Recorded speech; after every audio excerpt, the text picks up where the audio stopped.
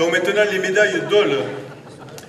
Devenue philatéliste de bon niveau grâce aux 15 francs de la Marianne de Gandon, elle a souvent agi dans l'ombre pour préparer de nombreuses expositions, dont 4 à Nevers.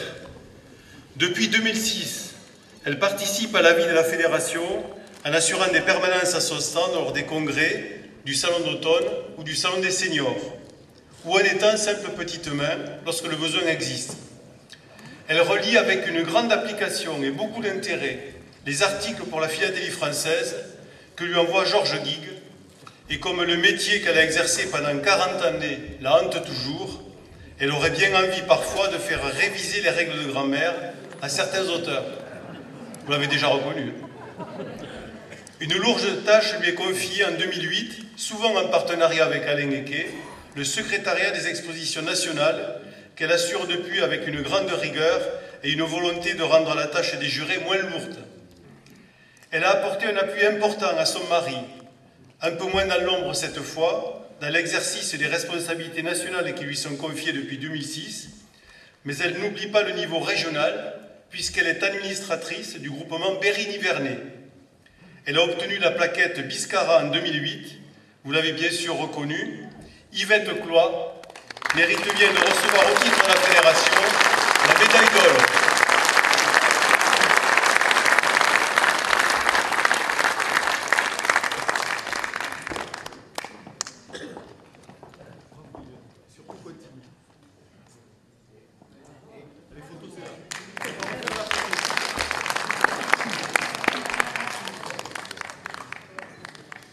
Si vous avez besoin de quelqu'un de très efficace, j'ai une idée pour vous.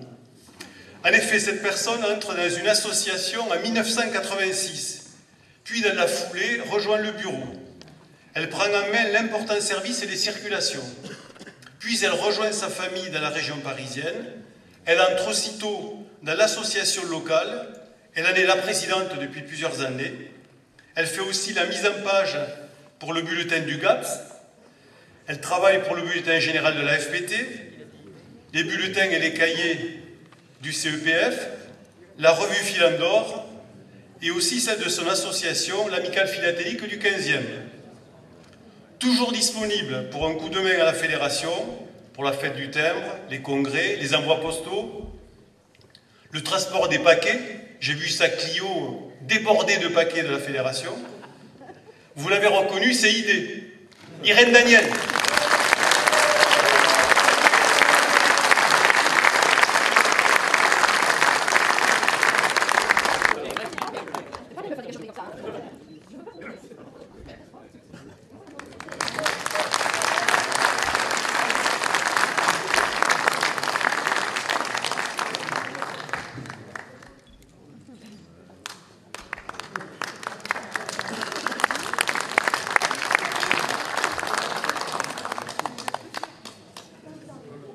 Et on va dire son nom de suite. Il a fait ses débuts en philatélie dans le Nivernais avant de rejoindre le territoire de Belfort pour le mariage et le travail, à moins que ce ne soit l'inverse. Très dynamique, il dirige l'Amicale Philatélique de l'Est depuis Val d'Oie. Il s'est déjà reconnu. C'est un homme volontaire qui fourmille d'idées au sein de son association philatélique, bien entouré par son beau-père, qui dirigeait l'association avant lui et par des adhérents actifs. Il enchaîne l'organisation de fêtes du timbre et de manifestations philatéliques lors des événements qui se produisent dans la région. Comme il dit, les occasions sont toujours bonnes, mais il n'oublie jamais l'essentiel, à chaque fois rechercher des partenariats, et à chaque fois la réussite est là. En 2005, il obtient la plaquette Biscara, puis fin 2010, sollicité par Robert Cloy, il accepte de se lancer avec toute son équipe qui en mourait d'envie, dit-il, dans la préparation d'une exposition nationale. Ce sera Timbre Passion, Belfort 2012. Exposition riche en innovation, en philatélie attrayante. Il réussira superbement avec l'aide des associations voisines et de ses papis seniors. Mais il ne va pas s'arrêter là. Denis nous a récemment proposé une innovation avec l'introduction du QR code dans les compétitions philatéliques. Pourquoi pas? Parlons-en. Denis Boudot, il s'est reconnu, vous l'avez reconnu, mérite donc amplement la médaille Dole et elle ne peut que l'inciter à faire toujours plus en faveur de notre passion.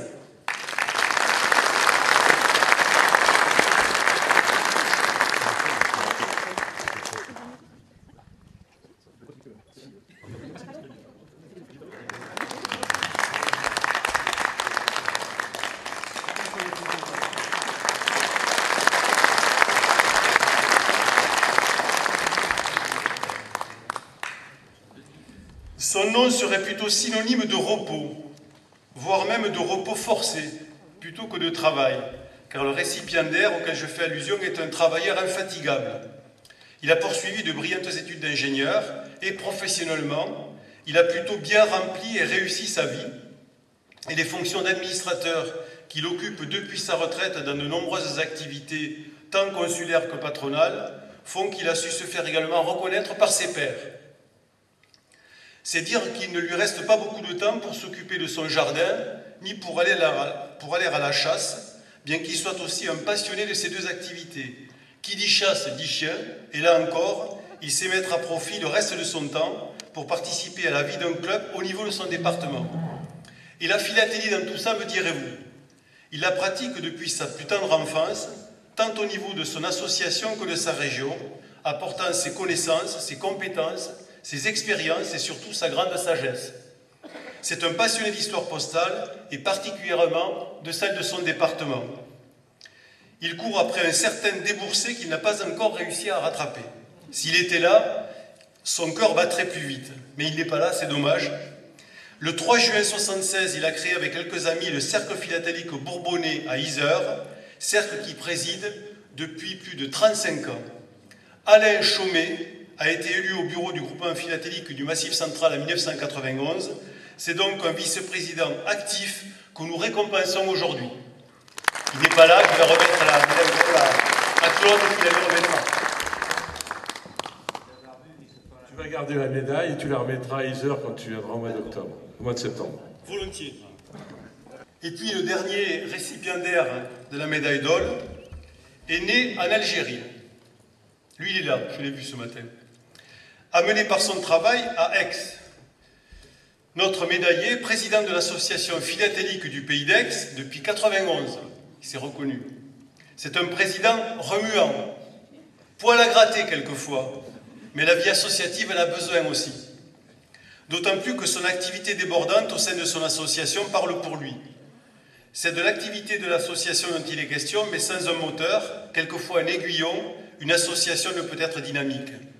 Quelques faits marquants de l'activité de notre récipiendaire. Il organise chaque année la fête du timbre en émettant une carte locale. Il a organisé 11 premiers jours d'émission. Il a mis en place des bureaux temporaires, souvent avec d'autres associations. Il est impliqué dans les jumelages de la ville d'Aix, avec en particulier un jumelage très actif avec l'association de Pérouse en Italie, des échanges avec celle de Grenade en Espagne, dont je connais le président qui me parle souvent de lui. Il a eu aussi, ce qui nous fait si souvent défaut, une action très positive en accompagnant l'association philatélique de Gardanne jusqu'à son adhésion à la FFAP.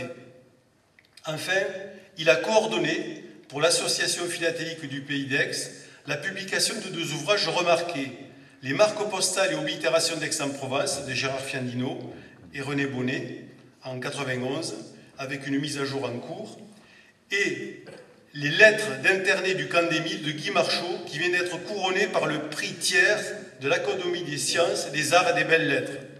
Cette dernière publication n'a été possible que parce que l'association philatélique du Pays d'Aix, et c'est vraiment original, a fait l'acquisition, au cours des 25 dernières années, de courriers d'internés du camp et que ces correspondances, dès l'origine, étaient destinées à la fondation du camp d'Émile, Mémoire et Éducation. Cette dernière aventure, parce que c'en est une, résume bien ces 25 ans de vie associative au service de la philatélie et de l'histoire postale. Bravo Yvon Romero pour ses 25 ans de travail que vient honorer cette médaille Dole. Yvon,